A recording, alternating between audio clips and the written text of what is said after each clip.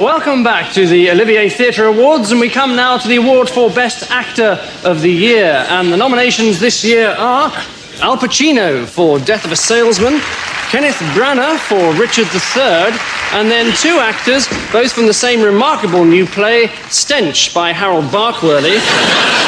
And the nominees are John Daniels in the role of Mr. Trotter and David Forbert in the role of Mr. Gannett. Now, these are four fine actors, and I'm sure they'd all agree that the point is not to win, but to play the game.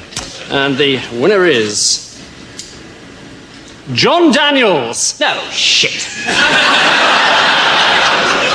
Unfortunately, John is unable to be with us tonight, and so I'd like to ask his co-star David Forbert to accept the award on his behalf. David.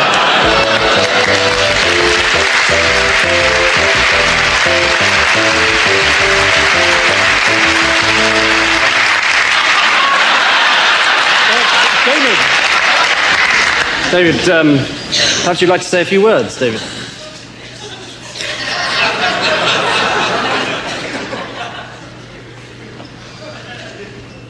Thank you, Vanessa.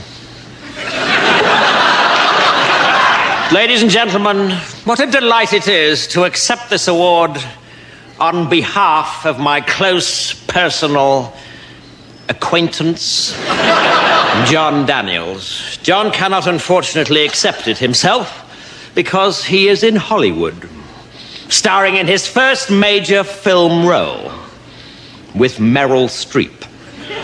I am, however, not in Hollywood, not having been offered even a minor role in an 8mm pornographic movie. But what a delightful object it is that John has won. Although, you know, I'm sure I will very soon receive one myself when I next buy 10 gallons of petrol at a Texaco filling station. So what is it that Johnny has got that makes him stand apart from other actors of his generation? Well, I think we all know the answer to that one. Syphilis. And what a great and heartwarming thing it is that he has already started passing it on to a whole new generation of younger actors.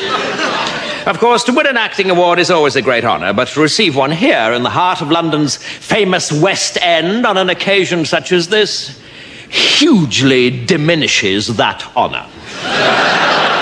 What could be more dull than these sordid, backslapping sessions where has-beens in tuxedos hand over to even older has-beens in tuxedos awards for plays that closed the week before they opened because the audiences were clamouring instead for tickets to Andrew Lloyd Webber's latest rearrangement of Evita to suit the vocal range of Kylie Minogue.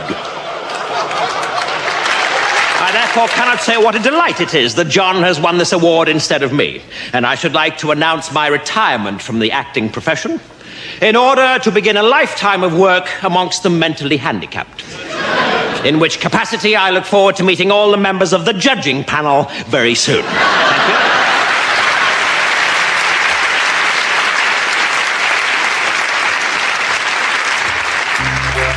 you.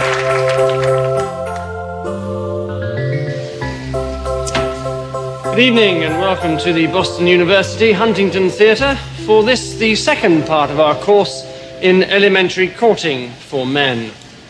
May I say how pleased I am with tonight's turnout? Some 800 people, which is very gratifying.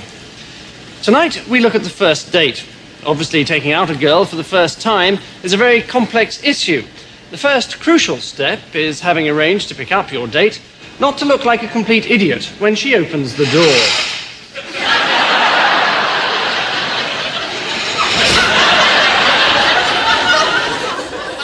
Best to look as though your attention has been momentarily distracted.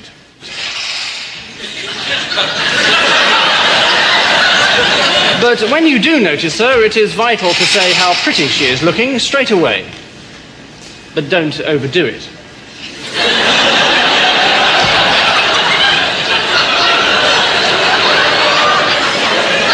If at this point you are introduced to her parents, attitude is all important. You can be too casual. You can be too keen.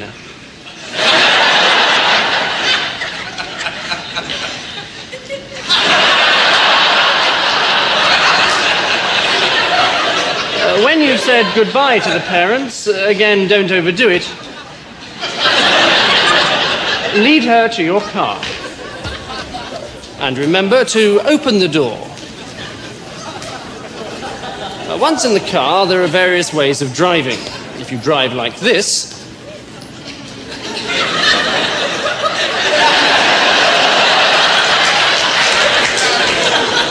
you might lose her respect. If you drive like this,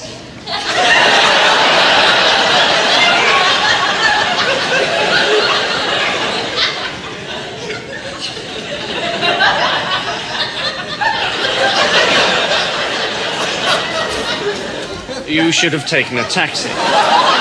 Before long, you'll arrive at the restaurant. Get out of the car.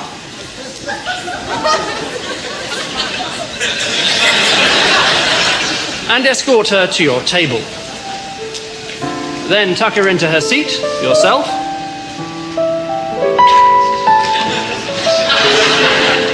And attract the waiter's attention.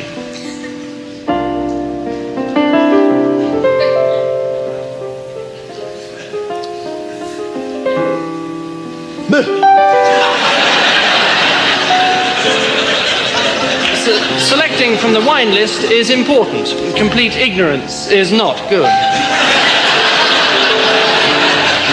When the bottle arrives, there's much to be made in the tasting of it, but don't be too professional.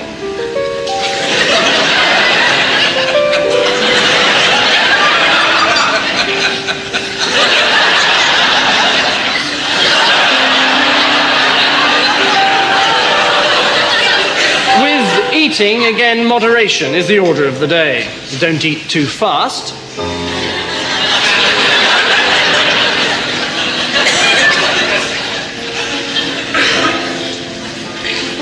But don't eat too slowly.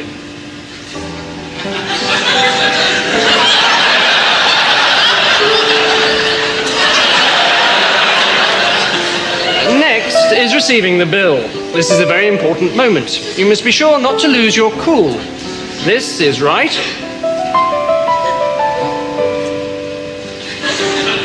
This is wrong.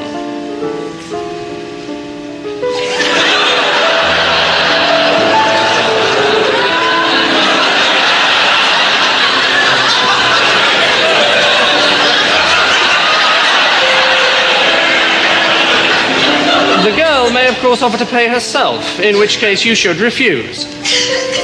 For a while. Next stop is a fashionable discotheque. Once inside, you might look slightly strange if you try and talk over the music. So just stand casually and look sexy.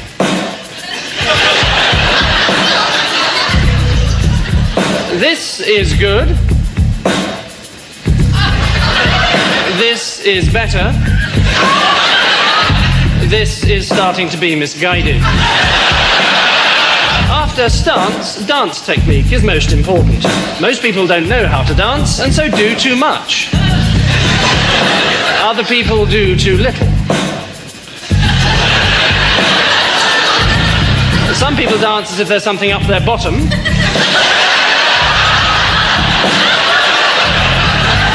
And other people dance as if there's something coming out of their bottom. When all's said and done, it's best probably not to dance at all. The well-mimed sporting injury is always useful, and a good excuse for leaving the discotheque. If you don't utterly foul it up, 20 minutes later, you should be back at your place. It's important to relax and make your guest feel at home. She will probably feel as nervous as you do, and there's no need to make any extra special effort.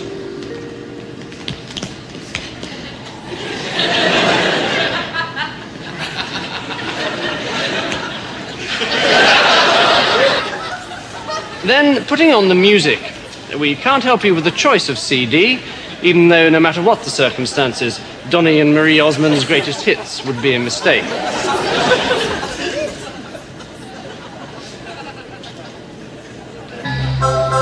At all costs, avoid the temptation to brag about your stereo.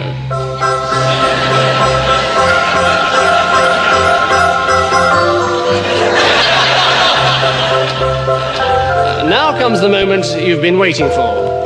The seduction. This is the subject of next week's lecture. However, as a rough guide, this is right. And this is, I think you'll agree, disastrous.